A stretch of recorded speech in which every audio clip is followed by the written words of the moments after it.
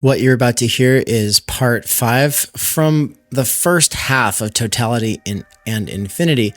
Totality and Infinity is a work by Emmanuel Levinas, a very often underrated philosopher, absolutely essential in the history of moral philosophy, existentialism, and phenomenology. The way I teach him is as an immanent critique of both Marx and Heidegger, two of my favorite thinkers who, though they were amazing, have their shortcomings in various ways. I think Levinas is very important to tarry with. You can jump into this from any one of the lectures that I've done. You can dive into this course without doing the reading, because ultimately it's priming you to maybe do the reading later if you want to. On that note, the second half of Totality and Infinity starts on October 4th. It will be happening at 9 a.m. Pacific time. 9 a.m. Pacific time is noon Eastern time, which is usually 6 o'clock for people in the European areas, give or take an hour, depending on where you're located. This will be going through October and November. It will be something where we take our time and really sink our teeth into this text, and I'm very excited for you to join me. If you are looking to get more into phenomenology or existentialism, or find out how they might serve as a sort of critique of the sort of speculative metaphysics, sort of Hegelian or overly political, without any real sense for the lived human part of our lives, then I look forward to seeing you. I think that you'll get a lot out of this course, and all you have to do is become a subscriber at Theory Underground. That's right, for the cost of potentially just $50 a month, you're able to get access to this course, as well as a whole bunch of other courses. And so check it out. And if you can afford the higher tiers, pay for those, because it helps me keep doing what I'm doing. Thank you. All right, everybody, welcome back to week 5, the final lecture of 2024. The final lecture for Totality and Infinity. It's been quite a ride, huh? For a lot of you, this is your first time actually reading something of this caliber. And so I want to first of all just give it up to you. It's amazing that you've been able to get through as much as you've been able to get through. And even if you're feeling overwhelmed, and even if you're questioning how much you actually got out of it, you did it. You know, it's if you run 8 miles or 15 miles or something, and then you, towards the end, you're walking and going, ouch, ouch, ouch. It still counts. You still did it. In fact, it's even more impressive than if you run these things all the time, you know?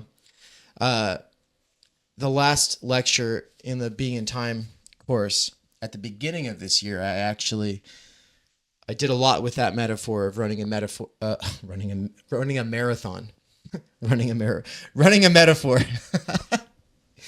But we're here now. And where we closed out the last lecture was on this distinction between exploitation and nurture. And I was saying that Wendell Berry, he talks about the divide that is inside of every human between exploitation and nurture. It's not just about being an oppressed person or being an oppressing person or belonging to an oppressor group, right? There's something much more important in thinking about, do your habits, do your tendencies, do your characteristics that have been fostered tend towards exploitation or nurture, right? Of course, he's not just talking about individuals and their souls or personal responsibility. He's also thinking about institutions and laws that foster certain tendencies within human beings. Also between human beings, because oppression still does work between human beings, and oppression is at its worst when it is in the form of exploitation. But I wanted to start this lecture off with that distinction to complicate it through Levinas.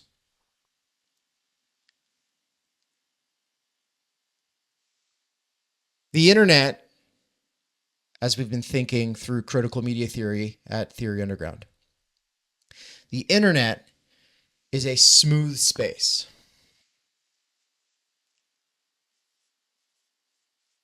Which is to say, frictionless.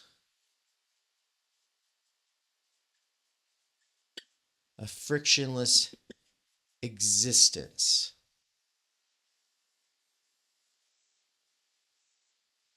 It levels, to use the language of Nietzsche or Heidegger, right? It levels qualitative distinctions. Which is to say, it brings everything down to one dimension. So you could think of Marcuse, one-dimensional man.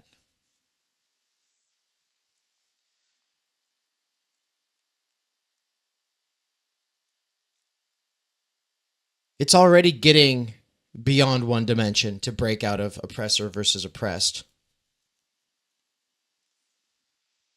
But I want to suggest that what Levinas is going to help us think about is another dimension altogether, beyond this split between exploitation and nurture. It's not like there's just one or the other. Exploitation is in part domination. But domination is not inherently bad. Domination really just has to do with what he's calling labor and possession. And there's nothing really bad about labor or possession. As Levinas will say, what becomes bad in labor and possession are the result of an unjust system. But labor at the most basic level, which is what he's talking about, is going out and picking an apple and eating it, and you're possessing that apple. Is that wrong? Right? No, it's not wrong. And in fact, your ability to do labor gives you the ability then to share possessions. There's going to be a whole section, if you haven't already read it, that you'll get into, where he brings in the idea of gifts. And the point with gifts is that labor and possession lay the basis of gift giving, right? If you didn't possess anything, you wouldn't be able to gift anything. And the only way that you could possess something that you didn't earn through your labor would be to steal it from someone else who did. And even then, we could argue that in a sort of basic sense, stealing would still be a form of labor. It's just a less just form of labor, right? It's a more exploitative version. But it's because you are possessing things that you're able to gift things. And he does talk about he talks about possessed items or goods as movables. He calls them movables because they can go from one place to another. They can move into your house, into your pantry, into your cupboard, what have you. Well, I don't think Wendell Berry would have a problem with the idea of labor and possession. The point is that we don't want to live in a fully instrumentalized society built around nothing but labor and possession. Now, I think Berry and Levinas could agree on this.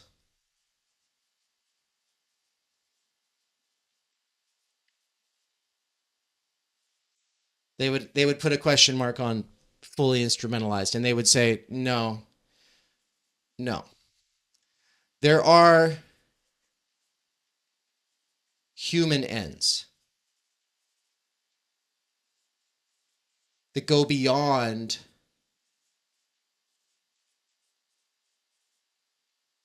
instrumentalization and profit. I'll just put money and survival. These are not the most important things, but we have a society kind of based around money and survival. Some people spend their lives in the economy, trading their labor power to survive. Other people to thrive, but only in a limited sense that has to do with dollar signs. Make them numbers go up. But what's this added dimension that Levinas is going to bring in? A dimension that is capable, I think, of breaking the smooth space. Whenever we think of interiority that opens up through enjoyment via separation for Levinas, I think we should be thinking about this smooth space. It's intensified, this coiling enjoyment. The journey on that coil is intensified through the smartphone.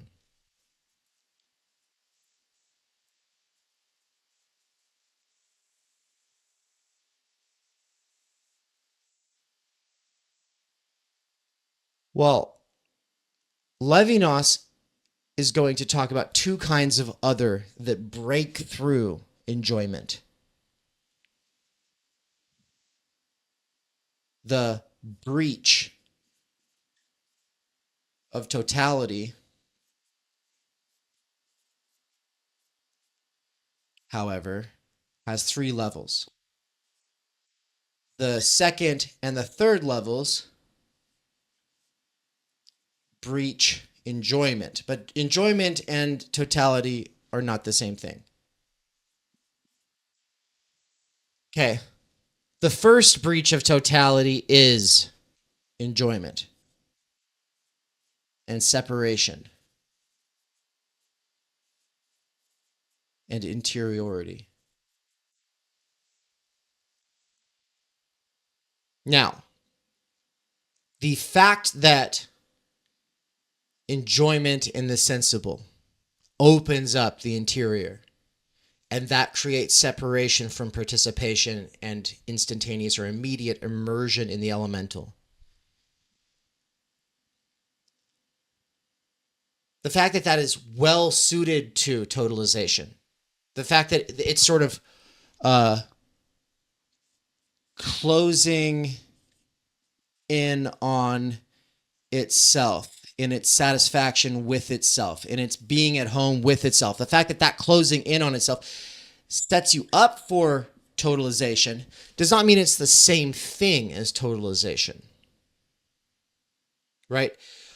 When I subsume the other in its reduction to the same, when I appropriate the other and reduce it to the same, which is to say, my groping maneuvers, whether through my literal hands or through my intellectual exercises, knowledge power games, however it is that I possess the world, the fact that grasping that comes from that groping, grasping reach, intellectual and practical, has this sort of reduction to the same, and everything just kind of becomes part of my little way of conceptualizing things, my little way of dominating the world. The fact that that lends itself to totalization does not mean that it is totalization. Pages 118 and 119 make this clear. There's other examples, but I might turn to those passages if we have time. But that's the first breach of totality. Actually, yeah, why not do it now at the top of 119? We ended up bringing this up last night or yesterday in the notes, the link for which I have not yet sent you all. Sorry about that. I will send it out later today with this recording as well.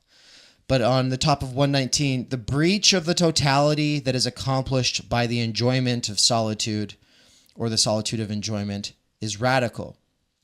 When the critical presence of the other will call in question this egoism, it will not destroy its solitude. Solitude will be recognized in the concern for knowing, which is formulated as a problem of origin, inconceivable in a totality. Solitude, enjoyment, separation, not totalization, actually something that breaches totalization.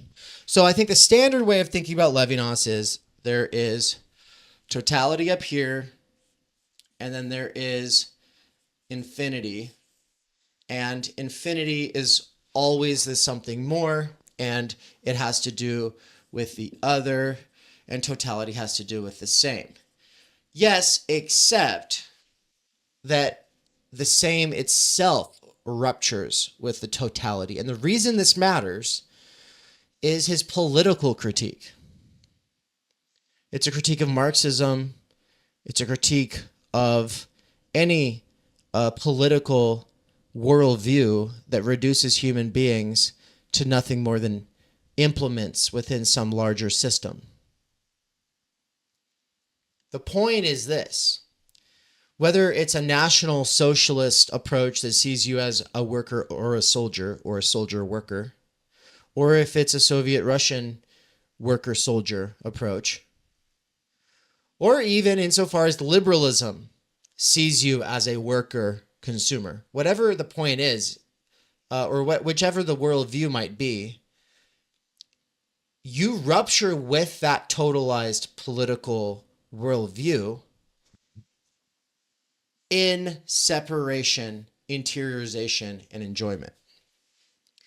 And he never says that this is a critique of communism, but participation, immediate immersion in the elemental, a living with one another in the tribe, where there are no secrets, where there is no distinction between myth and science and philosophy, and there's no division of labor really even. Like it's just all immersed in sort of overflow. It just, all of those areas overlap.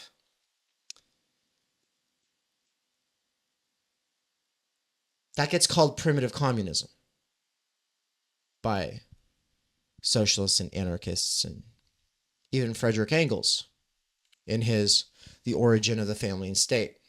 Private property, the origin of private property, family, and state, or whatever the hell the name of that book is.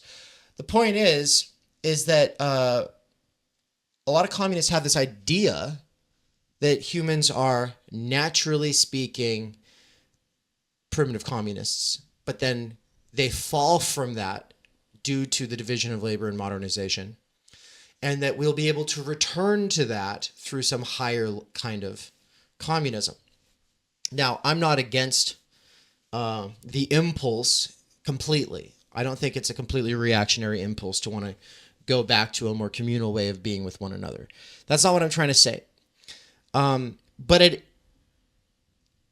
there's a baby in the bathwater of modernity that Levinas doesn't want us to lose. And not just of modernity, right? None of this is necessarily hinging on whether we're modern or not, but of civilization.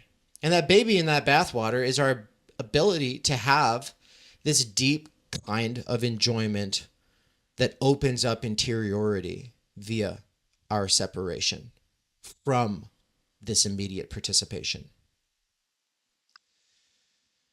Well, then someone comes along and says, okay, comrade, you're a worker, I'm a worker, we're all exploited. We all need to, either whether it's a national socialist approach or whether it's an international socialist approach, we all need to give up our individual preferences and our individual projects and sacrifice ourselves for the good of the whole. And the most simplistic version of this, which people take and run with from the Communist Manifesto, is from each according to his ability, to each according to his need. Which means that need becomes the prime directive. The satisfaction of need becomes the prime directive. Everyone's abilities will be maxed out towards the satisfaction of everybody's needs, right? So you might have an amazing ability to be a heart surgeon, or you might have an amazing ability to be an artist, or you might have an amazing ability to whatever it is, but your amazing ability needs to be in service to the satisfaction of everybody's needs, right? How could you do art when there's still homeless people starving? So that's an impulse, and I don't see it as a completely unjustified impulse, but it does go too far. And one of the ways that it goes too far is when you have people, part of the managerial revolution, like Lenin, who are against nice things and flowers and art, and says everything must be in service of the revolution or you're a traitor. Right? Which, of course, makes sense in a state of total war.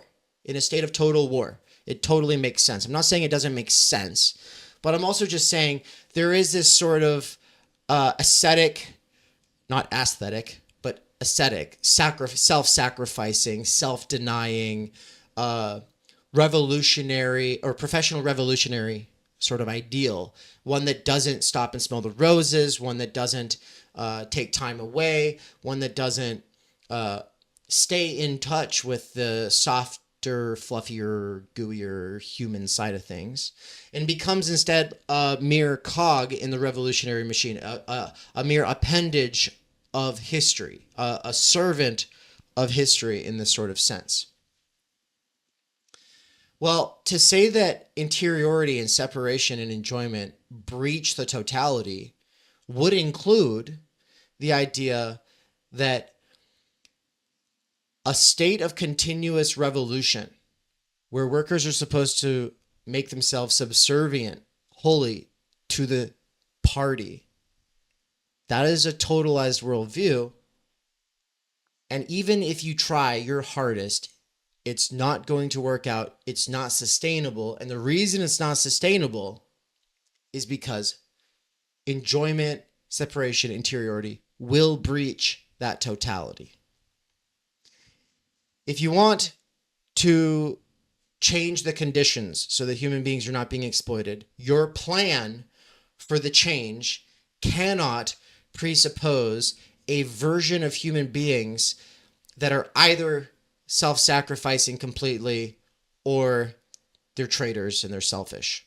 You actually have to count into your plan the fact that human beings are separated.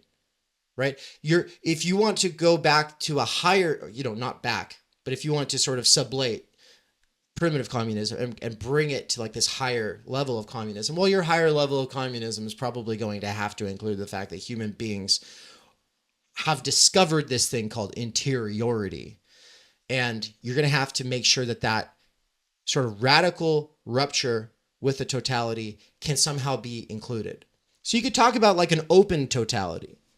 Right? You could talk about some kind of a world system that keeps these humans who make these radical ruptures with that totality part of its plan. I don't know what that would look like. I'm not sitting here coming up with blueprints for the future. All I'm doing is saying that there are direct implications when it comes to the political. Direct implications for political philosophy. And I don't think it's an accident. I do think that this is what Levinas is thinking of, which is why he brings up the tyranny of the state.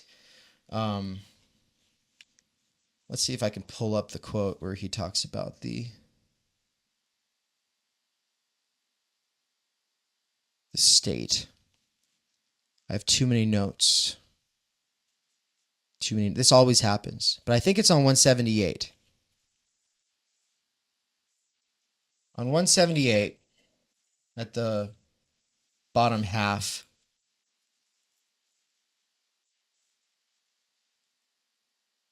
he says, "It is only in approaching the other that I attend to myself. This does not mean that my existence is constituted in the thought of others." Right, which would be the opposite of intentionality for Husserl. Instead of you constituting everything other, cognitively, it would instead be, I am constituted by the other intentionally. He's saying no. An existence called objective, such as is reflected in the thought of the others, and by which I count in universality, in the state, in history, in the totality, does not express me, but precisely dissimulates me, which is to say it hides me. The face I welcome makes me pass from phenomenon, he's using that word just to mean appearance, from appearance to being in another sense. In discourse, I expose myself to the questioning of the other, and this urgency of the response, acuteness of the present, engenders me for responsibility. As responsible, I am brought to my final reality. It's one thing, though, to be responsible to the other. It's another, and for that to be your final reality. But it's another thing altogether to be so cut off from your interiority that you think nobody else can have an interiority that makes a break, right? Makes a break from this sort of party state instrumentalization, which he says slips into tyranny on the previous page 176 in the middle.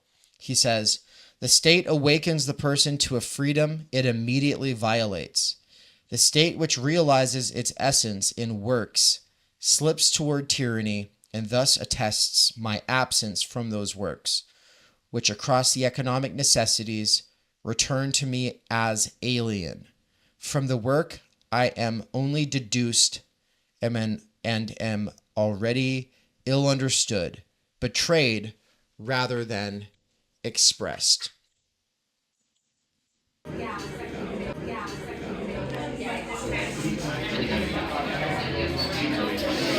Oh, hey, Dave. What are you up to? Hello. I'm grading right now. So. Grading? Well, what's that? Oh, this? This is a G2 pen. It might be the best pen in the entire world because the price point is perfect for working class people like us. More importantly, cartridges are replaceable. The ink, it glides, but it doesn't smudge too bad. And most importantly, you can do that. And it's really fun. That's pretty cool. We at Theory Underground are not sponsored by Pilot, nor does Pilot endorse this commercial. Theory Underground is funded by contributions from viewers like you. Thank you. This is part of thinking about history, swallowing up singularities, and erasing singularity.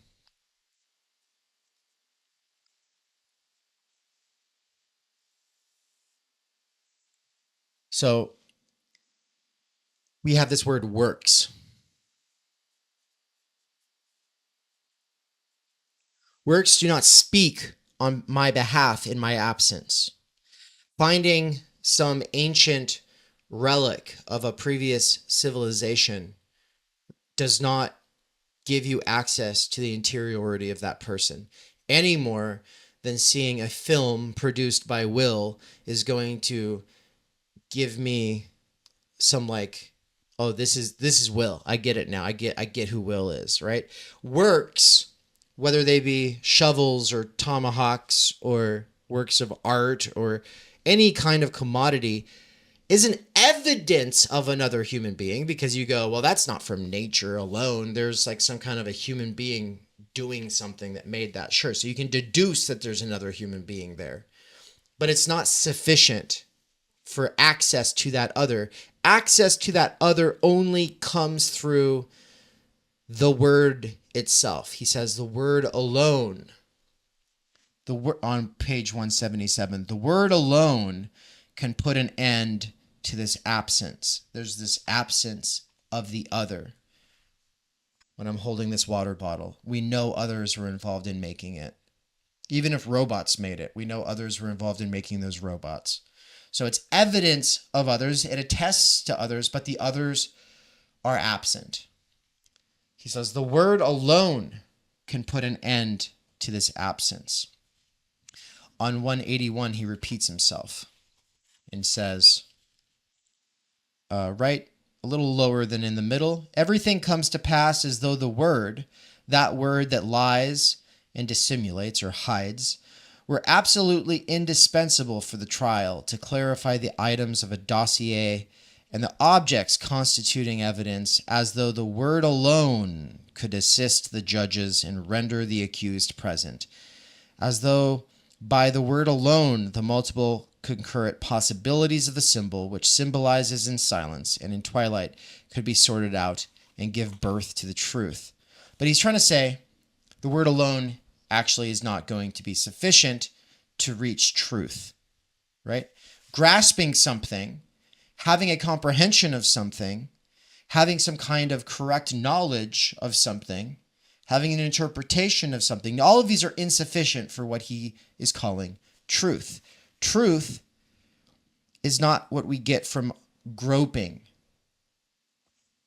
in the dark and then bringing to light through will and intellect. Truth is going to be something that happens in a space opened up between interlocutors, where instead of just going off of the word as a symbol with multiple interpretations available, you instead have a person, a concrete interlocutor, assisting his or her meaning. It says, being is a world in which one speaks and of which one speaks. Society is the presence of being. Yes, but the other assisting the word via the face, which is to say human expression. This is the only way that we can even approach truth. On the following page on 182, he brings back this idea that that interlocutor, that concrete interlocutor who comes to his own assistance, as it says in the middle of the page, when an existent has presented himself and come to the assistance of himself, that is a necessary condition for truth. That language and signs and speech, none of these are going to be sufficient without the frankness of the face-to-face opened up by coming into dialogue with a concrete other.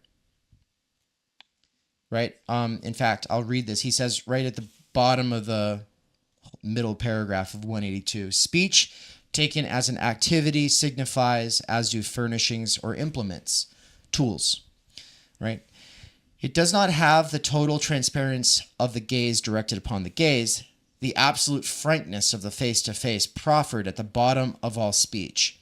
So speech is still not sufficient. The word alone, still not sufficient. There's a face there, and if there's not a face there, it is just words. But it's not just words if there's an actual self, right? From my speech activity, I absent myself as I am missing from all my products. But I am the unfailing source of ever-renewed deciphering. And this renewal is precisely presence, or my attendance to myself. This is why at some point, I was able to more or less get over being misunderstood, misrecognized, and taken out of context on the internet. I come to the assistance of my meaning. If a person is content with taking me out of context and then saying I said something that I would never say, or construing what I've said in some way that makes me out to be a fucking idiot, which I am sometimes, but if they're making me out to be one when I'm not one, or in a way where I'm not being an idiot, then that's on them. And that's on the people who take that kind of thing at face value, right? I get to continue assisting my meaning so long as I'm alive. And after I'm dead, other people who took me seriously, not just at the level of my words, but as a face expressing and assisting signification, those people will be able to continue saying, actually, you're not seriously paying attention to what's going on here, right? The face as the basis of the speech is the source for the continuous possibilities of renewed deciphering.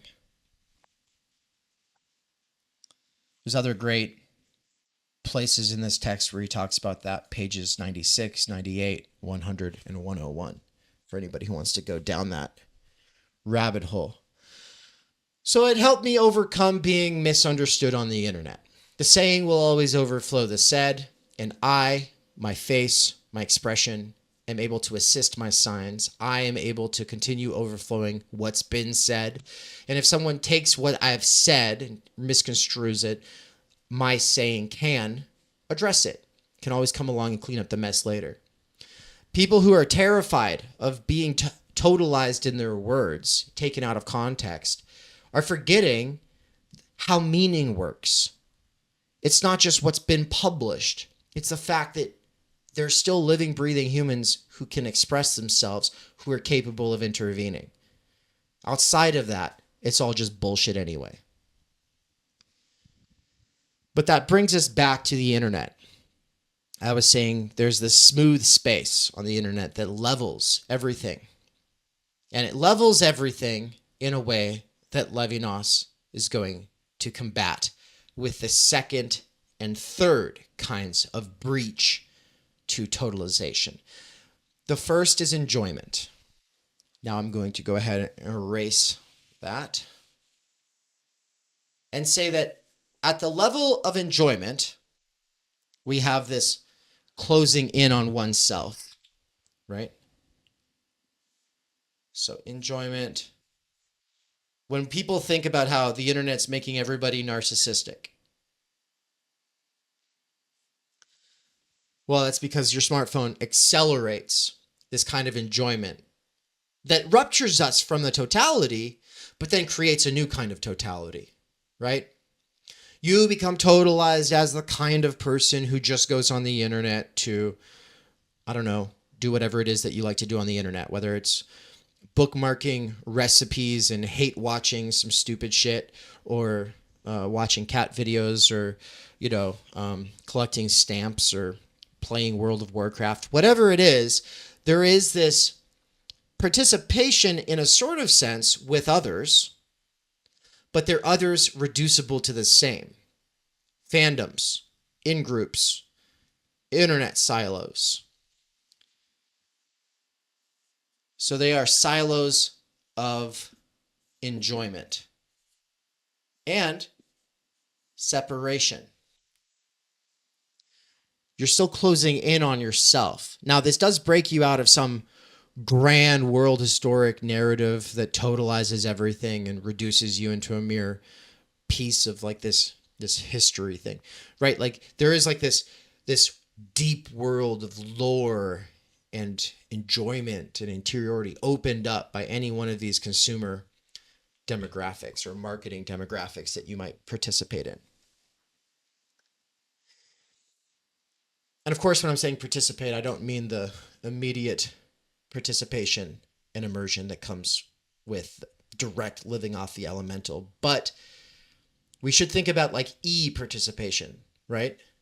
If Marshall McLuhan thought that we're all going to join the global village, there is this interesting possibility here that in a sort of sense he's right, meaning that we've moved, that during the Age of Enlightenment, there was this hope that human beings would be able to become this higher kind of human.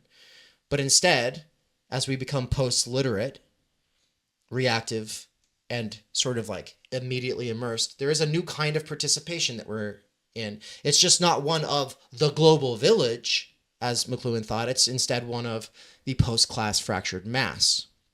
But you are participating through via immediacy, apparent immediacy mediated by the smartphone, in these silos of enjoyment that can be called participation. So I'm just going to go ahead and put e-participation.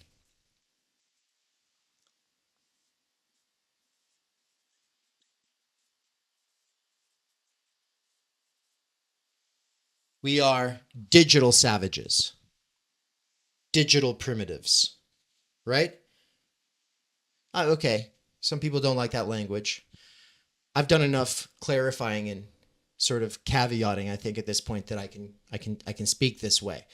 Don't worry, I have a whole critique of anthropology, and we'll get into how we have never been modern and all of that in my seminar. It's coming up. Don't worry. In fact, if you're all there tomorrow, you'll see my first deep dive into introduction to sociology and critical social theory. And in that, you'll see the plan and how at one point in the plan, we're going to dive into this sociological critique of anthropology, anthropological critique of sociology, critical theory critique of both of those things, whatever. But for now, e-participation, e-savages, e-primitives. Speaking loosely, it should be fine.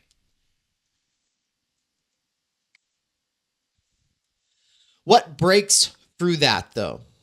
Well, part of the issue with the internet is that what Levinas is saying breaks through the totality, through the smooth space of enjoyment and separation. It doesn't break through as well on the internet. It doesn't break through as well. This is something that Todd McGowan sort of touched on when I was talking with him about transference. And transference having some kind of a relation to parasociality. Right? Parasociality. The sort of like you watch people and you feel like you know them. Whether you hate them or you love them. You feel like you know them. You feel like you'd get along. You feel like they'd be your best friend. But the thing is with best friends, you have fights. And those are fights that are based in things that you did not see coming. And the kinds of things that put you out about a person on the internet are very different from the kinds of things that put you out in a real relationship with an actual neighbor or friend or partner or spouse. Or in psychoanalysis, which would break the transference, right? So parasociality is like transference that is less likely to get broken because it's in that smooth space. That's why Levinas is so good for critical media theory, guys. Oh my fucking God. He's so good. He's so good. He's so fucking good. Because yeah, that's all like Lacan when McGowan's talking that way. Sure.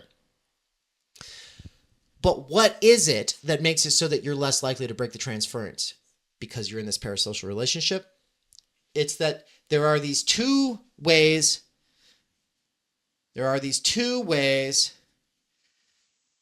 that enjoyment gets breached, according to Levinas. And they are two others. And they are two others that we don't understand or get to interact with via the medium of the internet.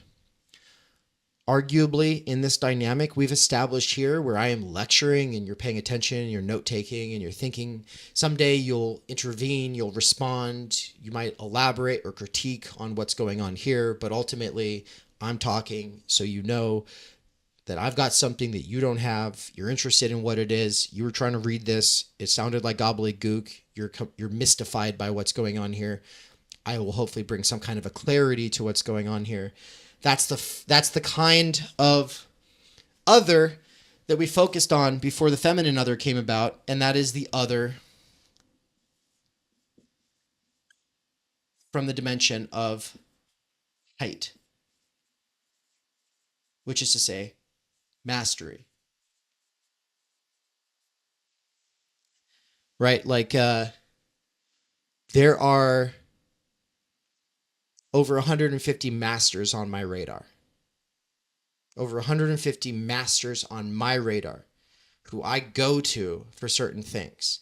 I'm going to go to Ian Hacking for philosophy of science and sort of post-Foucauldian philosophy of technology, right? I'm going to go to Ian Hacking for that. And if I could, I would go study for write a dissertation under him. Right? I'd go to Canada, study under him, and work on a dissertation. Or if I want to think about materialism, Dr. Adrian Johnston, University of New Mexico. Right? If I really wanted to work on this Heidegger-Levinas connection solely for a long period of time, I would probably go do that also at the University of New Mexico, but I'd do it under Dr. Ian Thompson. But every one of the texts that I think is worth rereading, that I look to as a source of something that I don't contain within myself, that is a master to me. It's a master whose gravity becomes a sort of motor of infination propelling me. I take inspiration from them. And I consolidate that, or I reconcile that, or I work through that in the kind of content that I produce, right? But I do not come to them through the internet. I bring them to the internet. And it's arguable that what I do with them through the internet is going to break from this e-participation anyway. It's arguable. We can only hope, right? It would be delusions of grandeur and hubris to say we break through e-participation as Theory Underground people.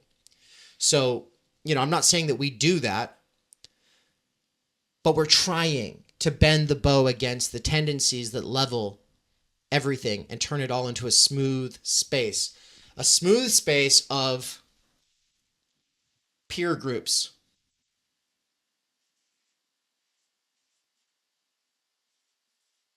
I'll just put peer space. Peer space. Now, I think peer space is actually like the Airbnb for event venues. We actually rented a venue from them in New York City. That's not what I'm talking about, obviously. I wasn't thinking about them. Peer space is just to say everybody is equal. We all treat each other like we're all just peers, and everybody's opinions are created equal. You either like them or you don't. That's the tendency of e-participation, is peer space. The influencer in the peer space dynamic is not supposed to be your master. The influencer is supposed to be an extension of yourself, a sort of consolidation of your fractured identity in the sort of celebrity image, right? Them saying something says something about you, right? Like this is not a relation of student to teacher. It's a relation of self-sameness to an other being reduced to self-sameness or projected self-sameness. This other of height and mastery breaks through for Levinas, breaks through, ruptures the totality. Now, separation and enjoyment rupture the first totality, or any other kind of totality that could be created. But the second and third kind of rupture, the third kind, as I keep pointing out here on the whiteboard, is the other of height and mastery. Well, what is the second kind? It's the other of nurture.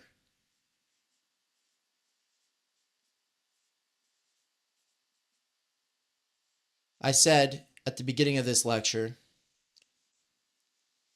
that I wanted to complicate Wendell Berry's distinction between exploitation and nurture.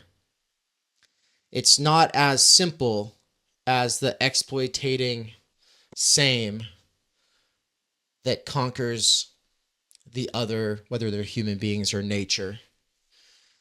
Within every person, there's this distinction between your nurturant tendencies and your exploiting tendencies. Yes, but also, it's not just exploitation versus nurture. There is the other of nurture, of gentleness. Now, of course, Levinas doesn't use the word nurture any more than he does. He doesn't use the words compassion or forgiveness either. But we get the vibe that this is all a way of talking about compassion. It's a way of talking about forgiveness. It's a way of talking about nurture as well, right? Well, gentleness, that is an expectancy that welcomes you home, is a different kind of other than the other of height and mastery. And for the sake of the metaphor and its power, right? Any good metaphor has some kind of empirical confirmation. That might not mean it's universally true in all cases. It just means like a good metaphor has a basis in empirical reality. It becomes relatable. When we think of nurture, we can think of all kinds of things, But one of the best examples in the mammalian world, not to mention the human world, is always going to be mothers.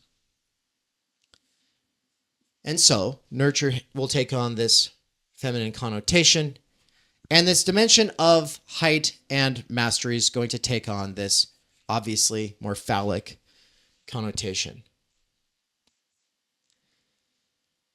Well, both of these kinds of ruptures in your world of enjoyment are less likely to be found on the internet. Right? That's my point. Is that in e-participation, in the pure space of e-participation, opened up by separation and enjoyment, you're less likely to find either of these. But it's interesting that there is a sort of more effeminate internet versus a more sort of crude masculine internet. And so, the two internets are woke versus anti-woke, but not sort of feminine and masculine in some kind of like ideal or archetypical sense, but instead like a bad stereotype, right? What we have is like a fracture between mommy and daddy that could be characterized as divorce, right? So you have the one side, we just think of Gamergate and the drama of Gamergate. Read Kill All Normies if you want to know more about that. But you have this divorce between mom and dad energies, and one side is like, oh my God, you're racist, you're sexist, you're whatever. The other side's like, oh, you're overly sensitive, you're a snowflake, you're trying to control everybody, right? And it's not just like, oh, you're this, you're that.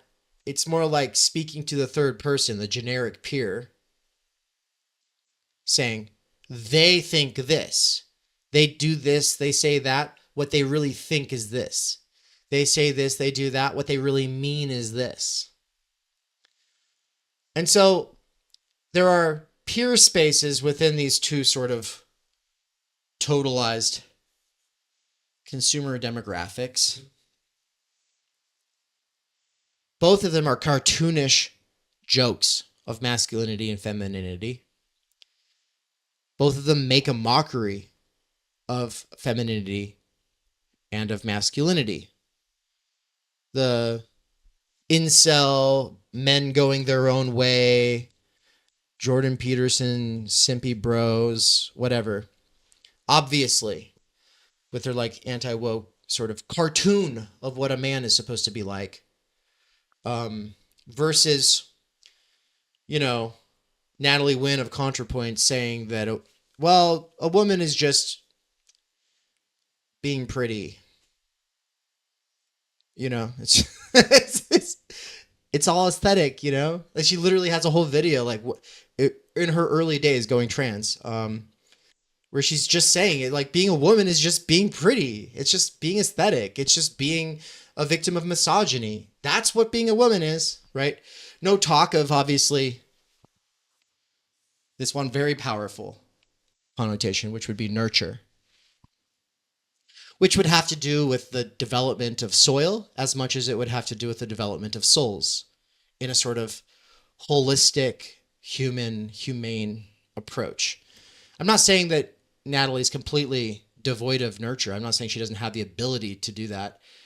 But I am just saying that, especially in the progressive PMC feminist world, I mean, you see this even with Alenka Zupancic. It becomes like, oh yeah, well the woman is just a reaction to the man, and it's being catty, right? Like it's putting on a performance and being catty and trying to be pretty for the man, right? It's trying to confirm. And of course, there's like this Lacanian idea, like the woman as the prop to the male, to the phallic thing, right? It's being the phallus as opposed to having the phallus, right? Well, that's all true. Woman does become that, especially in these kind of academic spaces where everything is boiled down to social and cultural capital. in symbolic capital. Absolutely. That is what the woman becomes. That is the plight of the middle-class woman in the university, is discovering that's all I am, right? And of course, you want to resist that. But as far as like energy goes, as far as like a kind of energy that we all depend on, not just an energy, but the kinds of actions that accord with this ideal, nurture is not just something specially like reserved for women. It's something that, and Wendell Berry argues this, we should all be in touch with it. I do think on the left side of the internet, in this woke side of the internet, you are more likely to find people who are at least trying to be nurturant. Anti-bullying is a kind of caring about nurture, right? And people saying, oh my God, if you don't say somebody is what they say that they are, they're going to kill themselves. And caring about that is based in some kind of idea of nurture. It's just a kind of idea of nurture that's completely out of any sort of relation with a sort of courageous, hey, you know what? You can rise above that sort of daddy talk, right? So this is what I'm getting at with this society of divorce shit that I've talked about elsewhere. Some of you will have read the piece in the writing workshop level of the Discord. I think it's in level 2, where I have a theory fiction and I talk about mommy and daddy breaking up and blah, blah, blah, blah, blah. And I use this as a metaphor and I play with it. This is what I'm getting at, with these two sides of the internet. They both become cartoon versions of nurture and of height/mastery, right? Jordan Peterson as a cartoon version of height and mastery, right? The guru is a cartoonish version of height and mastery. The person saying, pull yourself up by your bootstraps, is a cartoonish version of height and mastery. And people attracted to the guru as they want to feel like they're students, right? Yeah, but are they actually? I'm saying that it's a cartoonish simulation. In reality, you don't get to have either of these things on the internet. You can have your preferred energy and people who are trying to simulate it, but that's being done in a peer space. It's e-participation. Neither of these genuine ruptures is occurring.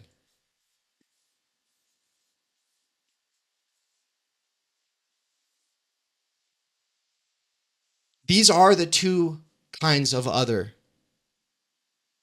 that, and for Levinas, we'll get the uppercase O. There's the other who breaks through, who comes from the standpoint of mastery. Now, I think that some kind of sort of Lacanian transference has to occur for that person to be your master. Meaning that, like, one person's master is not going to work for another person. Right? Like, it's, I just saw this guy on Instagram. He's a math professor. And he was, like, teaching about functions. And I was instantly hooked. I've thought about it every day since then. His last name is Garrity, Professor Garrity. Look him up on YouTube. Professor Garrity talking about functions. The dude is powerful and amazing and also kind of like this precious nerd. And I've never wanted to study math like I do now that I heard this guy talking about math. I instantly was just like, oh my God, if I'd had a math professor like this, I would have been so into math. Yeah, but to someone else, they're just going to be like put off by his entire approach. And so there is something relative to this. I don't think Levinas is saying every other person is your master, right? Any more than I think he's saying every other person is this sort of welcoming embrace, right? He's getting at these sort of archetypical kinds of otherness. And one way of talking about Levinas that you will see is that people kind of act like there's only one kind, that it's this nurturant relation, and that people will talk about how, like, to the other, I am a slave. Like, for Levinas, you're subservient. It's always asymmetrical. I'm always the slave to like this master other. Like they'll talk about it like that, but then you'll see in like people like Judith Butler, you're made a slave in a sort of sense because you feel guilty because you have stuff and that other person has nothing. That person is indigent. That person is poor. That person is the refugee, the widow, the orphan. Yeah, well, no, I mean, that will make you want to nurture them. And that will make you feel guilty about having a bunch of possessions when they don't have any possessions. That is something that Levinas is getting at. But what they're missing is that Levinas literally says that this second kind of rupture with your enjoyment and any kind of totalization, this more feminine kind of other, he says, that's the kind Martin Buber wrote a book about. That's the kind you can read up on in I and Thou. People want to act like Levinas is just an extension of that kind of thinking about the other. Right? No. And earlier on he says, Buber's great, but I'm talking about infinity, the infinity of the other. That's not somewhere that Buber goes. It's not just that you feel this call to be in a sort of familial relationship or a sort of fraternity or a sort of nurturant relationship. No. The infinite obligation isn't just based in their indigence, in their, as Judith Butler will say, in their precarity. It's not just that. That's the Martin Buber approach, which is valid, which he sublates into his project. Levinas totally gets it and incorporates that perspective. But that's this more horizontalist approach. That's this horizontalist approach that is real, but it doesn't get at the dimension opened up by height.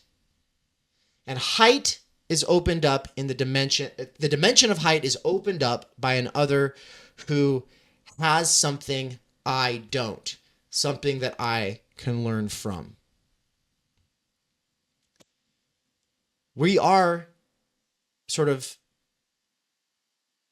awkwardly with ourselves, full of ourselves, suddenly questioning if we're narcissistic and selfish because of not one but both of these kinds of otherness. Levinas is saying it's not one or the other, it's both, guys. And then people will problematize it because one is feminine, the other one's masculine, and oh my God, that's based. Shut up. Just please sit with it and think about it. Like, that's my response. It's like, please, actually, don't worry about what a progressive on the internet's going to say about it. Actually sit with it, tarry with it. Think about why he would say it.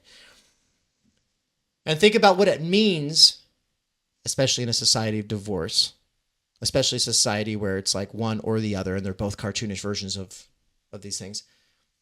TU is building a studio. I have officially cleared ground. I've been working on it for the last several months, on and off, but am, as of this last week, beginning to get a lot more traction on the project because more money has come in. So thank you so much for those who have already contributed via donations for the TU studio. It's going to happen no matter what, but the question is when. If you want to help speed up the process, make things smoother sailing, and help me keep creating the kinds of content that you love, and even better, the kinds of content that is to come. There's a whole new era getting rolled out. If you want to help make it possible and usher it in smoother and faster, the best way to do that is to make a donation via the Zelle link up on the screen here. You see that QR code? Use that QR code. Once you have an account, that QR code should take you to where you can make the bank transfer with zero charge, which is really sweet, huh? Yeah, we love that. That's why we're using Zelle. Thank you so much for helping make this possible.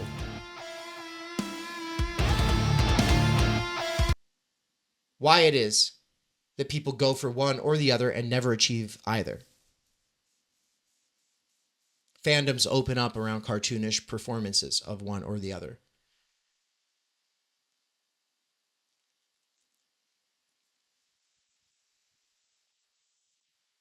Now, that was the main thing that I wanted to use the whiteboard for, is to really drive home the point that there are these two others. But I have a couple quotes I'd like to read along these lines.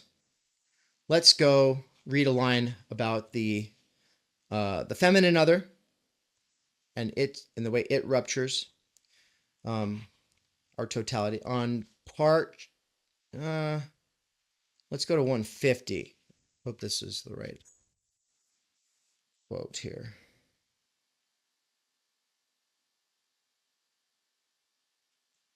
Okay, and it is worth pointing out that, and I actually forgot to ask Terrence about this. Hopefully we'll get to this on this coming Friday, which will be our last meeting of the year that has to do with Levinas, unless of course we plan something else. But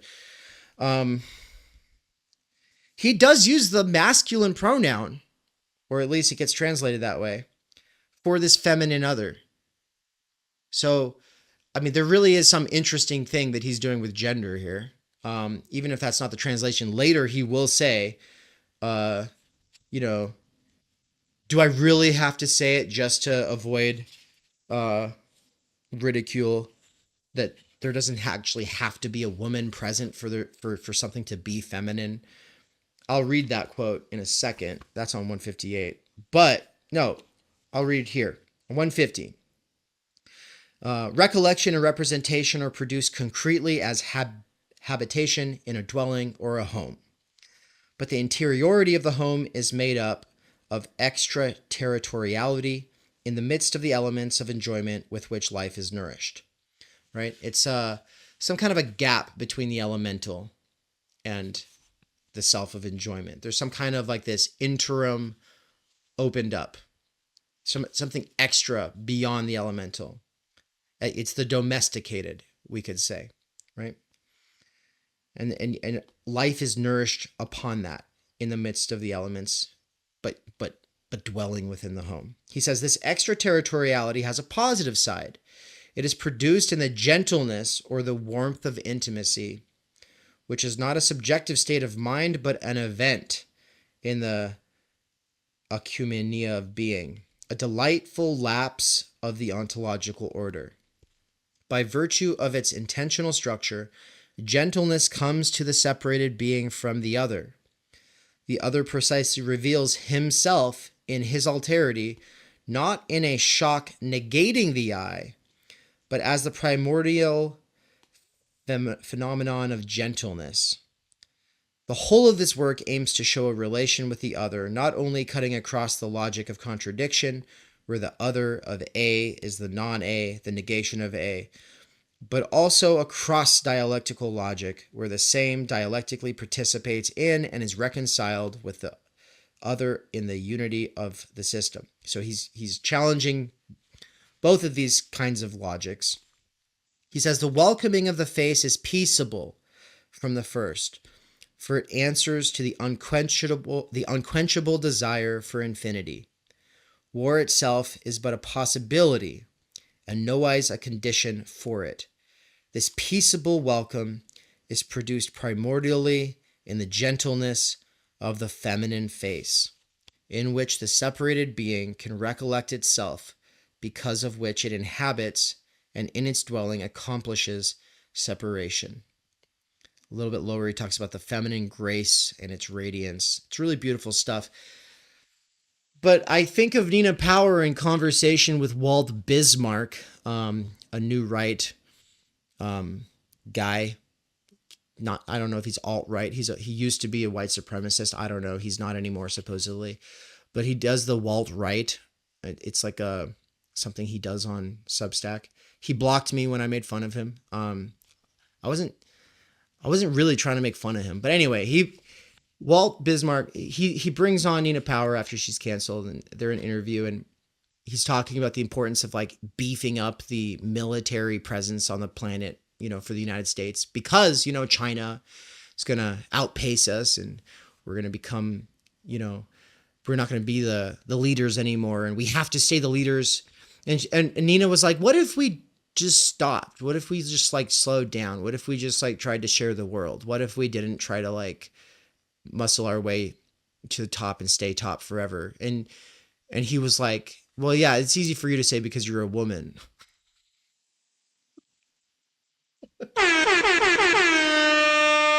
got her. uh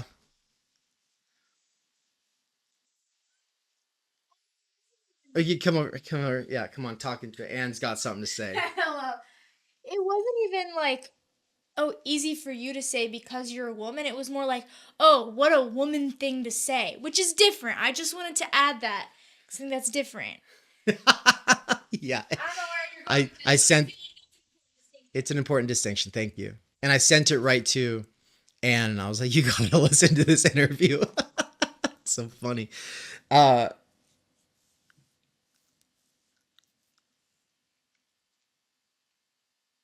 What he's saying is that as a man, he needs to stay at the apex or he's gonna hate his existence and he won't get laid. Like, he basically says that. And what Nina was saying is like, actually peace matters. Like, actually peace matters. And it might even matter more than your weak notion of like what makes us human and what gives us the good life. This peaceable welcome is produced primordially in the gentleness of the feminine face. I wanted to bring in Walt Bismarck and that whole interview just because it's like, well, there is this kind of like manosphere, kind of alt-right approach that just sees peace as bitch shit. No, that's weak. You're just a woman, right? And that is not what Levinas is saying. Levinas is saying that sort of feminine gentleness, that peacefulness, it's not something that's only for women. It's something also for men. It's actually something that nourishes us. We actually need that nourishment. That nourishment is called nurture. It's a capacity that can be exercised. And it's part of what makes us special. So he says, war itself is but a possibility, and nowise a condition for this kind of peace. That takes us back to the preface, right? Political philosophers think that peace is based in war, that war sets the conditions for the possibility of peace. By having boots on the ground in over 150 countries, the United States has secured peace and democracy for all. Peace conditioned by war. Levinas is saying, no, this kind of peacefulness, this gentleness, this nurturance is something that is irreducible to war. It's not caused by war. War is going to come along and fuck it up. But it's more important, and it is prior to war. Okay, but what about the other dimension of otherness?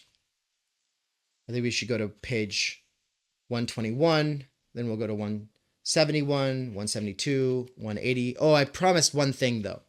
The sort of his disclaimer, his sort of gender disclaimer. This is where Levinas is saying, don't worry, I'm not saying that it has to be a woman, okay? At the bottom of 157, he says, the home that founds possession is not a possession in the same sense as the movable goods, right? This is part of his critique of Heidegger. Heidegger just sees the home as part of the equipmental totality, and it's not just part of the equipment of all the rest of the equipment. According to Levinas, it's something better, it's something special. Every possession can be given away, but the home, you actually need a home. You can't just give away the home, right? Which is actually why Andrew Wilson, calling his wife his property, he's part of the debate sphere. He's like this conservative Christian guy in the debate sphere. I've recently heard him refer to his wife as his property. I know he's trying to be controversial, but it's like Levinas would actually say, no, she's not your property, because property is something that you can exchange with others. Unless Andrew Wilson's trying to say that he thinks that his wife is some kind of a commodity that he could exchange with others, right? So the point is like there are there are people, and then there are homes, and then there's also things like food, and then our society of exploitation is going to try to tell us all of that is just implements. All of that is just exchangeable. And then you get some kind of rightoid who's just trying to be edgy, and he actually reifies all of that and acts like his wife could be exchanged. Like, for what? What amount of money would you exchange that for, right? It's absurd. But the same thing goes for a home. A real home is not exchangeable. You don't think about your real home in terms of market value, right? Your real home, you make modifications to it without respect to its resale value because you're planning on living there for the rest of your life, right? And there's going to be so many memories embedded in it. You're putting down temporal sediment and memories in this site with your loved ones so that, no, you wouldn't want to see that go bye-bye at some point, even if it was worth $1 million. Who gives a shit, right? But ours is a society that doesn't care about that. And so, this is, he'll say at one point that this is kind of where Marx gets his full force, right? This idea that everything is turned into the Heideggerian instrumentalized world of falling. Anyway, the home that founds possession is not a possession in the same sense as the movable goods it can collect and keep. It is possessed because it already and henceforth is hospitable for its proprietor. This refers us to its essential interiority and to the inhabitant that inhabits it before every inhabitant, the welcoming one par excellence, welcome in itself, the feminine being. And then he goes, need one add that there is no question here of defying ridicule by maintaining the empirical truth or counter-truth that every home in fact presupposes a woman? He's like, do I really have to add this? Then he says, the feminine has been encountered in this analysis as one of the cardinal points of the horizon in which the inner life takes place, and the empirical absence of the human being of the feminine sex in a dwelling nowise affects the dimension of femininity, which remains open there, as the very welcome of the dwelling. So what he's trying to get at is that it's not about an empirical, actual human being there, actually welcoming us. A woman could be there, and as Terence pointed out, she might be very unwelcoming, right? Like, a woman is not the condition of the home being welcoming. The home has this potential, this sort of transcendental structure that has a sort of metaphor with femininity on the basis of how, we've got lots of empirical confirmation that often this kind of nurturing, welcoming is indeed something we see in the world performed by women, but that doesn't mean it's essentially based on women. Okay. So yeah, that's the bottom of 157 and the top of 158. And it's a great critique of the Heideggerian instrumentalist approach, right? The whole living from thing throughout section 2 of Totality and Infinity is a critique of the Husserlian sort of philosopher par excellence, sort of idealist, sort of rationalist, intellectualism that thinks the mind is constituting the world of the things, right? Living from is a critique of all that. But at the same time, critiquing that the best critic of all of that. Heidegger is the best critic of all of that. And we're still critiquing Heidegger. Why? Because Heidegger, especially in Division 1 of Being and Time, is very much instrumentalist and seeing the world as a referential totality of equipment. Everything is assigned to certain kinds of tasks. Things get their meaning on the basis of these assignments, and these assignments are all in order to some ultimate for the sake of which at one point he lets slip, he basically thinks is survival, right? And therefore the home is an in order to assigned in response to this task, this goal of which is survival. No, the home is not just about survival. The home is the base that opens up the possibility of possessing things through labor, the possibility of opening up a space between desire and its satisfaction, a space where we can develop our humanity, which is to also say, develop our interiority. It's a space, the home, within which we are welcome. And that sort of feminine welcoming, that that we have to return to, gives us a kind of energy that we did not otherwise have. There's a kind of energy that is able to plan ahead, to defer gratification, to be able to look out the window and think about what you're going to do, to then work smarter and not harder, right? The home is the site of all of that. And it's through that working smarter, not harder, through labor, through conquest, through possession, that we then get these movables that we can give to another as a gift.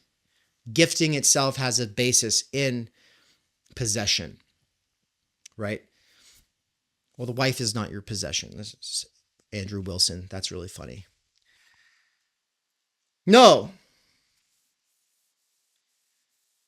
Possessions are things you can gift.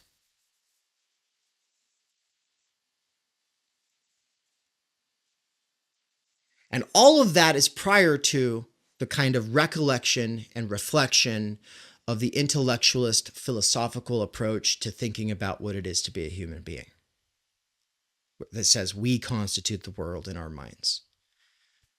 You do not represent food. You live from food, right? Okay. But like I said, I wanted to, so that was me sort of, I had promised to touch on that sort of caveat or disclaimer from Levinas at the bottom of 157, top 158. But I was on my way to saying, let's look at a couple quotes related to this more masculine other of mastery. And remember, a woman can still be a master. She can still take up this dimension of height, right? I have definitely met women who are my masters, right? But the point is like this kind of mastery is like part of why we care about language in the first place, because I am insufficient. Me and the ignorance of my enjoyment realizes I have to give an account for myself because I am called in question by the other. Well, the other who calls me in question is coming from the dimension of height. So if your wife calls you into question, she's taking up that dimension of height, right? And if you don't want to be an ignoramus, you will be attentive to it, right? And every time Levinas talks about being attentive in this text, he is talking about a response to the other who comes to you as the teacher who calls you in question and makes you realize that in your naive, sort of innocent, ignorant enjoyment, you're missing something. You're actually insufficient. There's something missing. What is it? Well, let's go to page 121.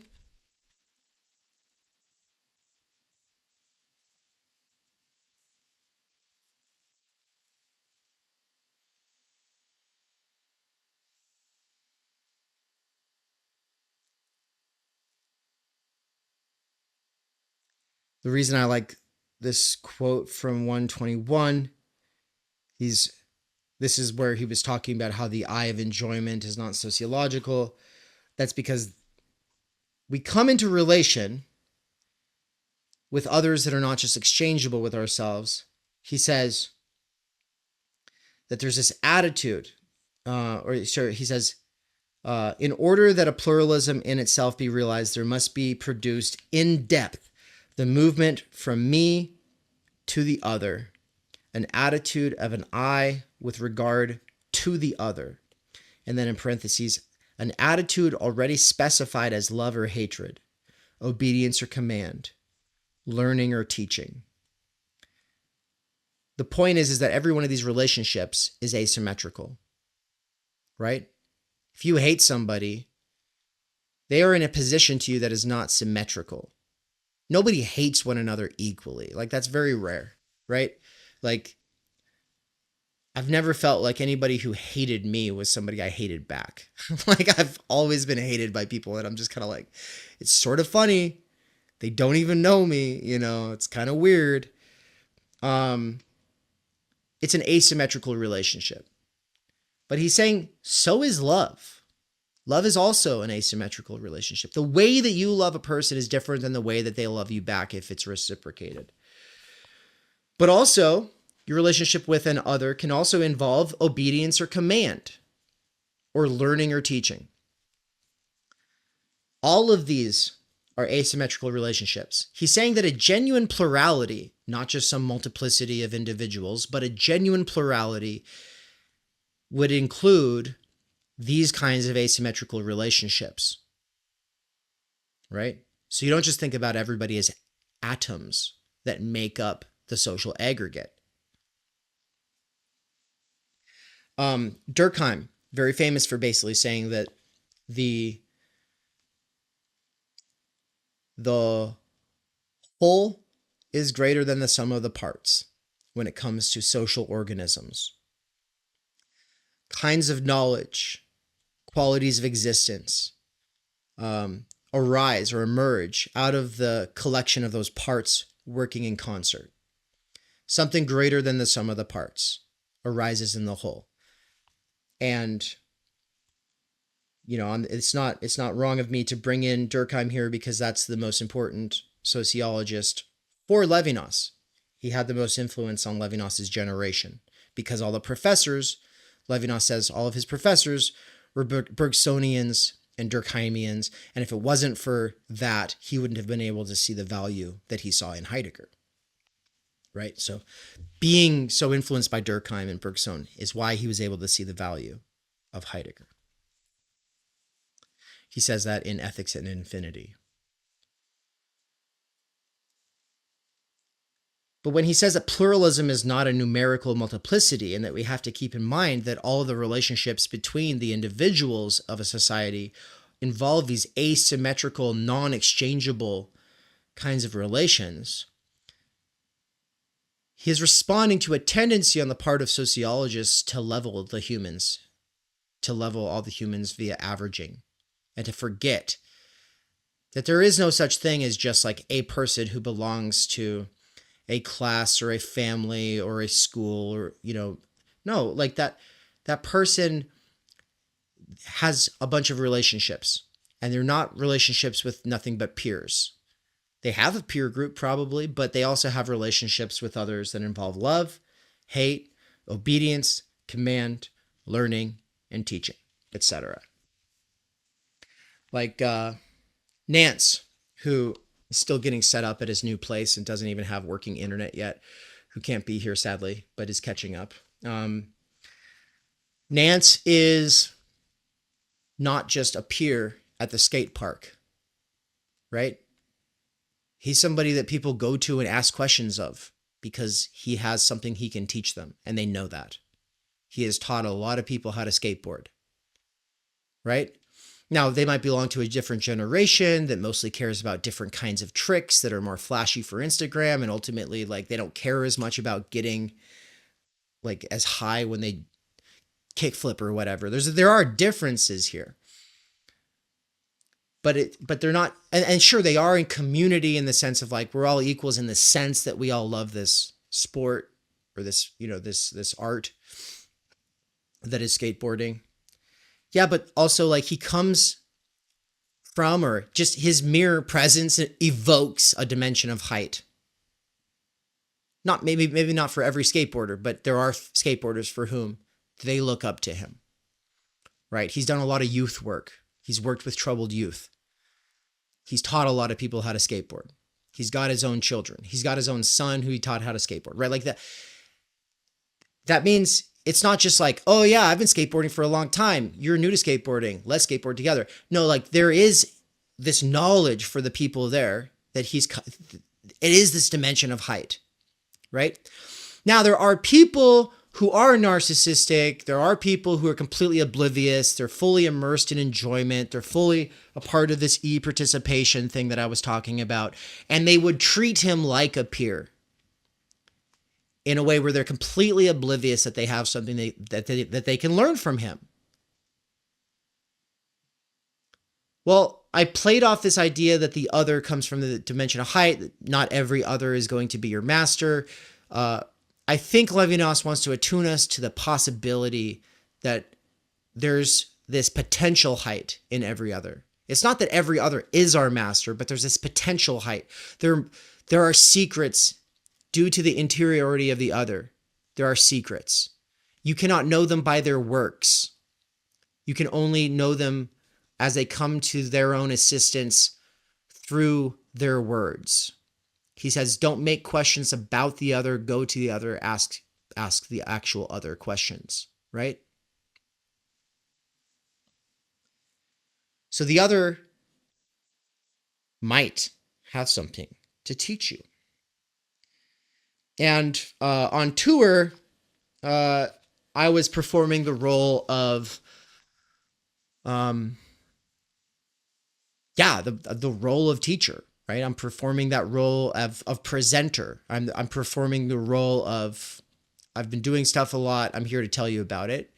And I'm assuming an audience that's interested in learning from that. And I ended up getting yelled at by this guy who was very offended. He thought that I was taking for granted the audience. And he thought I was,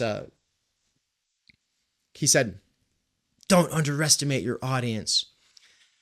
The assumption being that I think I've got nothing to learn from my audience, which is not true. I don't feel that. Maybe I come across that way sometimes, but no, I'm in the role of performing, this teacher. You're in the role of performing this student, but we could change out hats, and then I could go to your event and I could take notes while you talk. That is how I approach things. That's how I assume I could learn from every single one of you about something, probably lots of things, right? But we have to take turns. And there is this approach that says, no, we don't take turns. I say something, you say something. I say something, you say something. Tit for tat, tit for tat, tit for tat. It's back and forth between peers. And every opinion that comes out of this relation, they're all equal. You either like them or you don't. It's the same as the kid who's at the skate park who just acts like Nance is some dude who's like older, but whatever, he's just older. I've got nothing to learn from him. Oh, really? You got nothing to learn from him? It's this leveling effect from the iPad generation. But of course, it's always present, and it doesn't have to be part of the iPad generation. It's also just part of reality. The last couple quotes I want to read from that relate to this dimension of height and mastery would be 171 and 172. So let's turn there.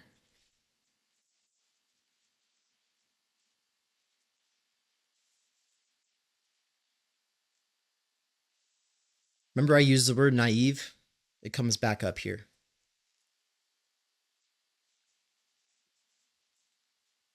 I think that this whole paragraph, which is very long and difficult, is actually just beautiful, and I'd like to actually kind of break it down as I read it. It starts right above the middle of 171. The calling in question of the I, coextensive with the manifestation of the other in the face, we call language. The height from which language comes, we designate with the term teaching. Socratic maieutic prevailed over a pedagogy that introduced ideas into a mind by violating or seducing that mind. In parentheses, he says that violating and seducing are the same thing. Well, pedagogy is a set of teaching practices or a theory of teaching. And his point is that Socratic maieutic, which assumes that the slave boy knows geometry and has just simply forgotten it and needs to be reminded of it through seduction and a dialectical play, that approach is a violent kind of teaching.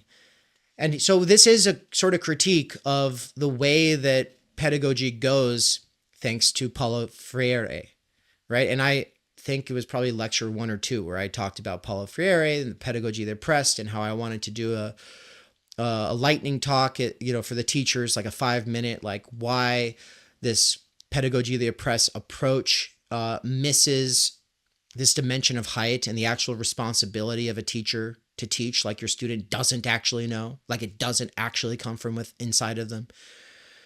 Critiquing Socratic maieutic is a constant theme throughout this entire text. The reason is because you're not sufficient. You, in your interiority, in your separation, in your enjoyment, you are not sufficient. You do need others. You should embrace that need for others because that dependence is the basis for an independence that is the basis for a kind of freedom that is much richer and offers a kind of enjoyment much deeper than what you get on your own. He says it does not preclude the openness of the very dimension of infinity, which is height, in the face of the master, talking about that Mayudics approach. It doesn't do this. This voice coming from another shore teaches transcendence itself, right? It's like this beautiful image of like you're on the shore of a lake and you hear a voice coming from the other side and it surprises you, right? Robinson Crusoe on his little island finding footsteps from someone else's feet on his island, right? It's the voice across the shore. It's there's an outside of me. He says, teaching signifies the whole infinity of exteriority. And the whole infinity of exteriority is not first produced to then teach. Teaching is its very production. Fucking amazing, because in Ethics and Infinity, he says that what God is to him is the ability to interpret and the sort of infinity of interpretation that opens up in communities of interpretation. That's what God is. Well, here he's saying that the infinity of exteriority is not, it's not produced and then taught. No, teaching is the production of infinity. So he says elsewhere that God is interpretation, and here he's saying that teaching, that's infinity, right? So when we're thinking about totality and infinity, an essay on exteriority, you could just say, scratch out the part that says infinity and scratch out the part that says exteriority, and you could put the word teaching. Totality and teaching, a critique of everyone's theories of pedagogy to date. You could read it that way. The first teaching teaches this very height, tantamount to its exteriority, the ethical. In this commerce with the infinity of exteriority, or of height, the naivete of the direct impulse, the naivete of the being exercising itself as a force on the move, is ashamed of its naivete. Right? The shame is a response to the being called into question by the other and realizing yourself insufficient. Young guys who haven't ever eaten some humble pie and spent some time going through what Žižek would call subjective destitution, who haven't really tarried with their failures and come to terms with the fact that they were full of themselves and they thought they knew everything. Young guys who haven't experienced that shit are going to be the least ashamed, right? And a lot of times it's a sort of inferiority complex and they're sort of faking it till they make it. And then they eventually drink their own Kool-Aid that they're selling. And they just literally believe they have it all figured out, that they are the masters of the universe while their day of reckoning is coming. It's not possible to go on that way forever. And if you do, I mean, fuck, you'll just, whatever. People will tune you out eventually. But there's a naivete that can come into self-awareness, that can become ashamed of its own ignorance. It discovers itself as a violence, but thereby enters into a new dimension. Commerce with the alterity of infinity does not offend like an opinion. It does not limit a mind in a way inadmissible to a philosopher. Limitation is produced only within a totality, whereas the relation with the other breaks the ceiling of the totality. I love that this dimension of height idea he's running with breaks the ceiling, right? So it's like we live in this one-dimensional world of peers. And then when you meet someone where you become humbled and you're ashamed about your naivete, like it awakens your metaphysical desire to learn, to leave your happy little enclosure, to risk going out and actually learning something. It fucking blows the ceiling off of this sort of two-dimensional space and opens this third dimension.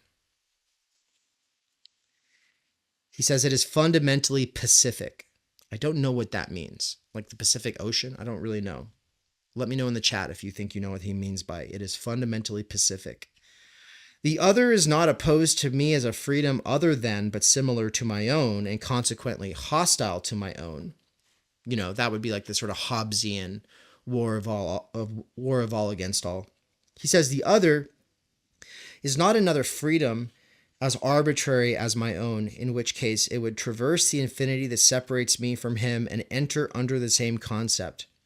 His alterity is manifested in a mastery that does not conquer, but teaches.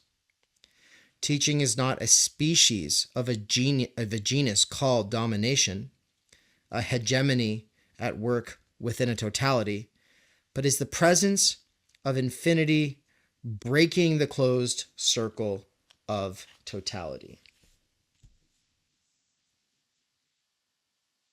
I think that's so important because people talk about Levinas like he thinks that you're just like the perpetual servant subservient to this other that dominates you, right?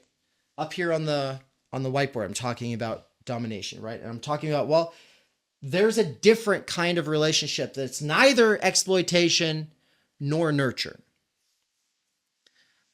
Or we could say that there's two kinds of nurture. I think Levinas might dig that, but the point is it's not just this feminine kind that's kind of like gentle. And it's also like this kind that comes in and just says, let me give you a crash course. Let's go.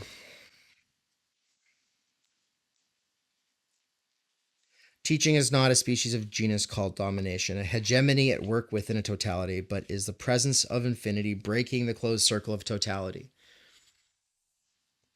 And then, on the following page, on 172, remember I said that truth is not the groping, grasping knowledge acquisition thing that we do? He says, the other is neither initially nor ultimately what we grasp or what we thematize. For truth is neither in seeing nor in grasping, which are modes of enjoyment, sensibility, and possession. It is in transcendence, in which absolute exteriority presents itself in expressing itself, in a movement at each instant recovering and deciphering the very signs it emits. Constant clarification, reinterpretation. I'm being taken out of context. Let's set the record straight, right? The other is always also master in the sense that the other is the only one capable of clarifying what they meant. I think in that sense, everyone is your master if you kind of are attuned to that ability of the other as face to come to the assistance of their signs. On the internet, people are in a certain kind of mode. It can be very easy to block people and move on reactively. But I think we have to have some kind of principles when it comes to blocking people. We have to ultimately block people because we will end up being stalked and harassed. And we will end up being trolled. And one of the ways that I have developed a sort of principled approach to blocking, for instance, is if the other's not actually interested in hearing me clarify myself. And if when I have taken them seriously, even just for 5 minutes, I say, okay, I'll take them seriously. I'll act like they're operating in good faith. And I respond to them in good faith. For instance, saying, oh, you're saying this thing about me. Could you show me an example of that? And then they respond with, oh my God, you must be deeply offended. Right? It's like, well, I was actually literally and they're saying that because I gave them the time of day. And it's like, okay, you're not interested in me clarifying myself, and you're not even going to clarify yourself. You're going to turn this into something else other than what it is. All right. At that point, maybe we go through a couple rounds of it just to, check, see, are they just spiraling out or maybe did they just misunderstand? But at the point that I go, oh, okay, yeah, no, they're either spiraling out or they're not operating in good faith, then it's just like, well, okay, good luck. Bye-bye. And part of the reason I think it's important to block at some point is like, if the person's not interested in you clarifying yourself and everything that they say is distorting the situation, while at the same time they won't clarify themselves if they're asked to, then there is no exchange possible, right? It's like there's water and then they're coming along with buckets of mud and they're just throwing the mud in there. And it's like, okay, get out of my water. I can't do this. But of course, if we're in a smooth space characterized as like this e-participation, this digital peer space, any kind of challenge can come off as an affront. Any kind of criticism can come off as an attack, right? And so, of course, there is like this other side. This is why I said you have to develop principles for blocking, because you could also just block anything that counters you, anything that calls you into question, anything that's any kind of a challenge. Oh, well, the internet's this place for me to satisfy my desires. I don't desire that. Bye-bye. And you just block, and live in your little smooth space, right? So like, even if there's a possibility of being called into question by the other, you're blocking that out. Now, I can't stand people who excuse cancel culture or act like it's not real, but one of the things that they'll often say is like, people just don't like being challenged. And there is some truth to that. Sometimes people are crying about being canceled when in reality, someone was just asking them to answer a question and actually explain themselves. Did you really say this? They're like, I'm gonna be canceled. So you do see that. It does actually happen. When people act like that's the main thing going on, of course, I think there's a problem. The other kind of cancel culture, of course, Nina made this tweet recently, I don't know, like a month ago. It's just like some people, it's like too much information. There's too much information. There's way too many other people. We want to simplify. We don't want to feel like we have to find out about something. So we're happy to have an excuse to write somebody off, right?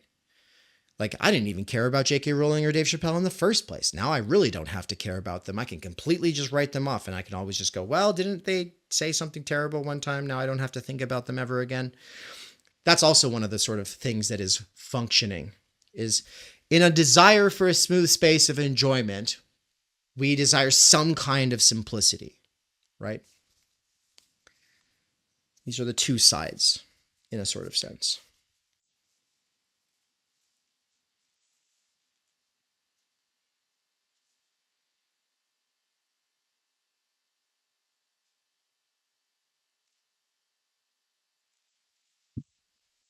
Now, I've basically said everything I want to about the other, this more masculine other, the one that comes from the dimension of height. But 180 is also a fantastic page for this. And I want to, going back to his critique of the sort of Socratic meutics that I was talking about. Right in the middle of 180, he says, for the Socratic dialogue already presupposes beings who have decided for discourse, who consequently have accepted its rules, whereas teaching leads to the logical discourse without rhetoric, without flattery or seduction, and hence without violence, and maintaining the interiority of him who welcomes. The man of enjoyment who remains in interiority, who ensures his separation, can be unaware of his phenomenality. This possibility of ignorance does not denote an inferior degree of consciousness, but is the very price of separation. Separation is a break with participation. Separation as a break with participation was deduced from the idea of infinity. It is therefore also a relation extending over the irremediable abyss of this separation. If separation had to be described in terms of enjoyment and economy, this is because the sovereignty of man was nowise a simple reverse of the relation with the other, right? They're not reversible relations. They are asymmetrical. Separation not being reducible to a simple counterpart of relation, the relationship with the other does not have the same status as the relations given to objectifying thought, where the distinction of terms also reflects their union. Every time he's talking about terms being unified in some system, they're not exchangeable, he's arguing with a dialectical or system approach way of thinking about humans. He's always arguing with that. And in that sense, he's always arguing with Spinoza, with Hegel, with Nick Land. The relationship between me and the other does not have the structure formal logic finds in all relations. The terms remain absolute despite the relation in which they find themselves. The relation with the other is the only relation where such an overturning of formal logic can occur. But we then understand that the idea of infinity, which requires separation, requires it unto atheism so profoundly that the idea of infinity could be forgotten. The forgetting of transcendence is not produced as an accident in a separated being. The possibility of this forgetting is necessary for separation. I mean, I take that to mean that people living in a state of immediacy, living off of the elemental, existing in participation, they have some kind of an idea of infinity. But that you have to forget about infinity and develop an egoism and a deep interiority in order to then really come into relation with the idea of infinity in its sort of pure form. The pure form of the idea of infinity and pure desire, metaphysical desire, is opened up by our ability to be atheist, right?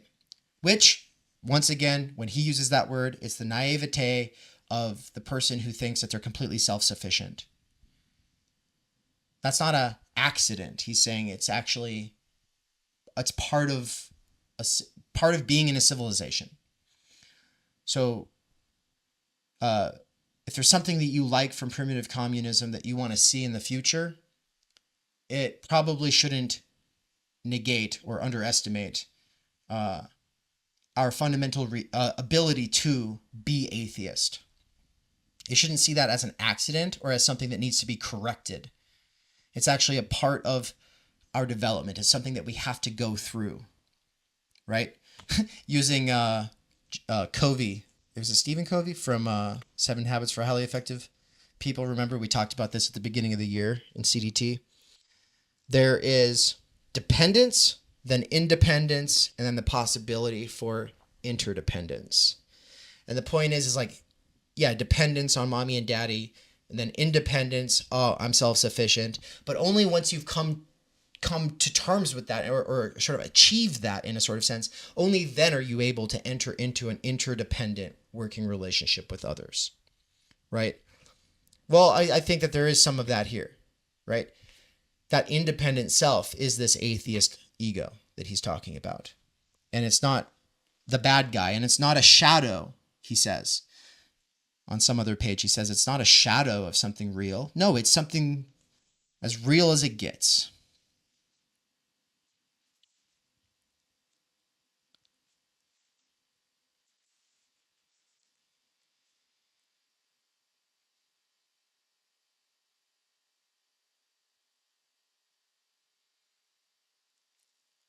In close, I think the most important thing that I didn't really stress as much as I would have liked to in these intro lectures, but that I did get into in the notes sections of this course, in the sort of the background of this course.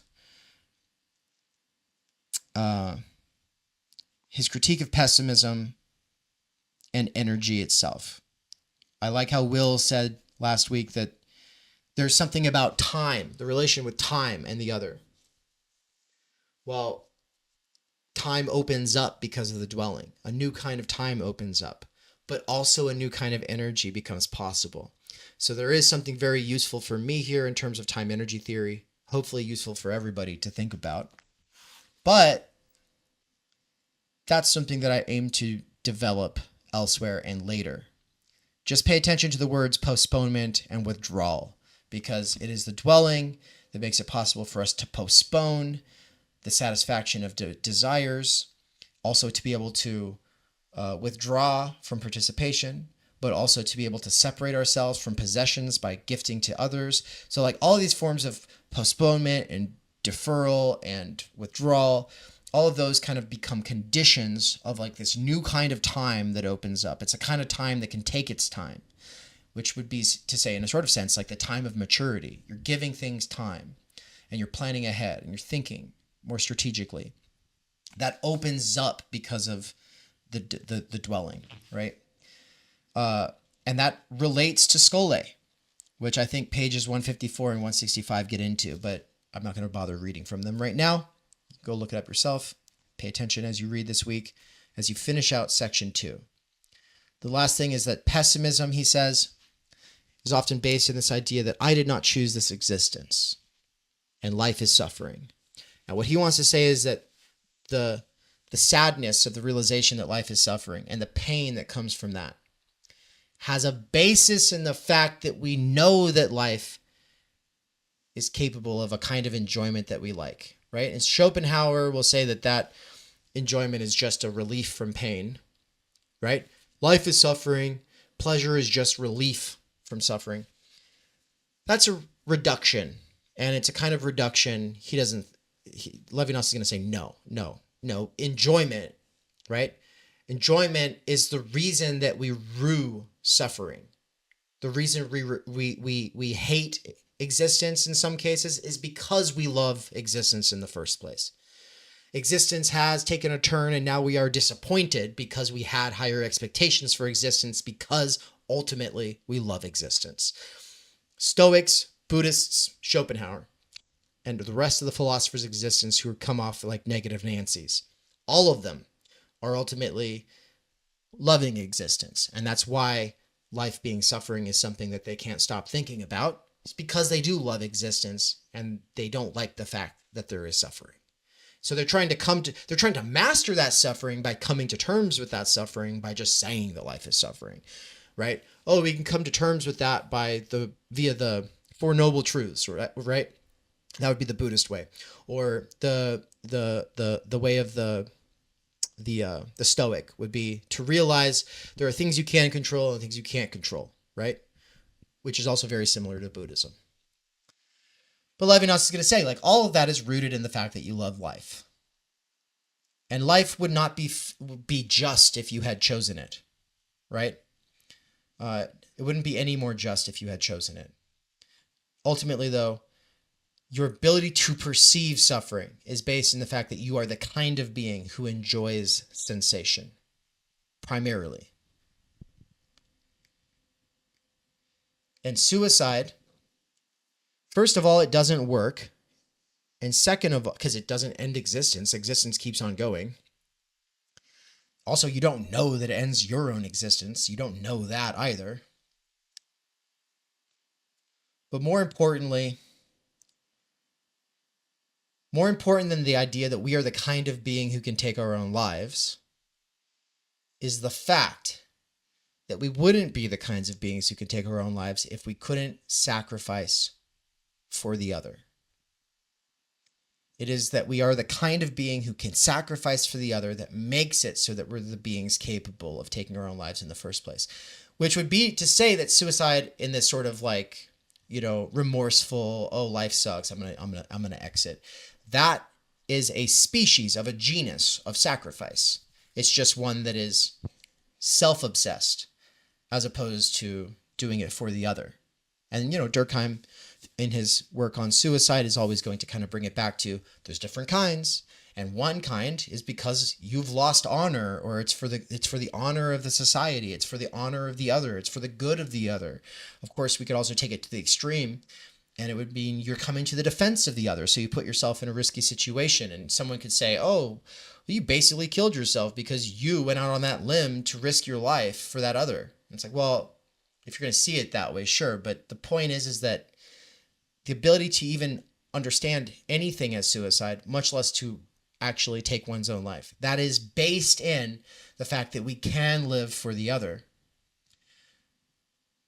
I think he would say that a life worth living is a life that has things worth dying for, that aren't just yourself and your pleasure.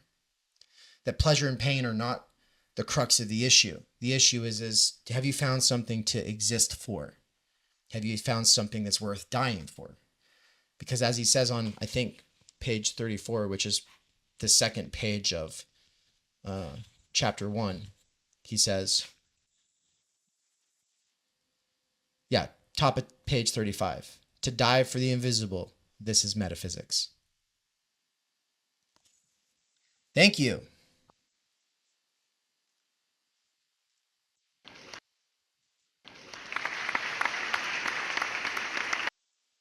Good luck finishing section 2, everybody. I hope that you'll be able to, even if you don't normally make it to Tarrying with the Text with Terrence on Friday at 12 p.m. Eastern, I hope that you'll be able to make an exception and be there this time because it'll be our sort of concluding conversation. He'll have some notes about translation, of course, as he always does. He'll also have some notes about things that I missed in the lecture, which is always a great thing. But also, it'll just be an opportunity for anyone to kind of bring final questions or reflections before we move into taking a break from Levinas. I know some of you were already defeated by this text in a sort of sense. You're at the walking the final stretch of the marathon going, ouch, ouch, ouch. And don't worry, you get to take a break. And we'll be back at it in January. First Saturday of January, we'll be back at it, same time as now. The only thing is we might do a sort of let's go over everything again and refresh ourselves during the limbo week between Christmas and the New Year. So we're hoping, we're expecting, it's not set in stone yet, but that's likely the way it'll be. So go ahead and finish out the reading as much as you can. Come up with some questions, and I look forward to seeing you all on Friday. To the people who are watching this in the future, who aren't going to be there on Friday, good luck, and I hope you got something from this. Thank you. Subscribers get access to all past courses at Theory Underground, as well as ongoing courses taught by David McKerracher, Benjamin Studebaker, and Nina Power. Subscribers also get access to monthly research seminars, and the higher tiers of involvement unlock discussions and one-on-one small group tutelage. So if you're like me and you're never a huge bookish kind of person, but somewhere along the way you got really into listening to educational materials, if you got really into listening to podcasts and then books at work, if you love going deep into ideas, but you're just not a traditional bookish kind of person, well, this is where the alliance between people like us and people who are more bookish and specialized are able to meet, to work through these things, and do so in defense of the human, in defense of our dignity, in defense of our common humanity and our intellectual integrity. This is not a place where we're going to kick you out because you're pro-life or pro-choice, or where you are an atheist or a agnostic or a Christian. But it is a place where you're expected to love one another regardless of such things, and to show up for people in your actual IRL real life communities regardless of such things. And if that is exciting for you, and if you're excited to learn about what this approach, this method, this school of thought has to offer, then I'm excited to meet you. Subscribe today.